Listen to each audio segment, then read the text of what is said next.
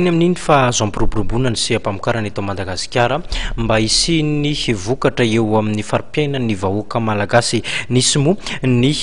fankatoavana ny paikady nasionaly mahakasika ny fitaovam-pamokarana atrikasa izay natao. Nisy ihany koa ny faneho-kevitra samihafa tao anatin'izay. Tanjona amin'izy moa zany dia tena hoe natorotoro mihitsy zany le mécanisation nanomboka tamin'ny 1987 jusqu'en 2001. Fa nanomboka tamin'ny 2001 zany izy dia efa nanao an'ilay atelier GTC zay fa avy koa ilay izy tsy dia nisy toy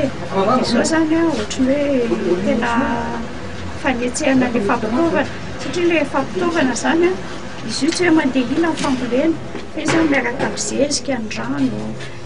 ny masom-boly dia tokony ao anatin'ilay hoe PM10 izy zany fa hatramin'izay zany izy ohatran'ny hoe tsy dia voaresaka loatra. Action be dia be amin'io zany hoe vita stratégie ity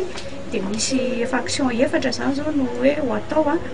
satria ny tena tsy ampy zany eo amin'ilay qualité an'ilay zavatra mivoaka ratsy, indrindra ilay fitaovana madinika dia hoe mba zavatra normé conforme azo amidy any ivelany koa no zavatra ho vokarina dia misy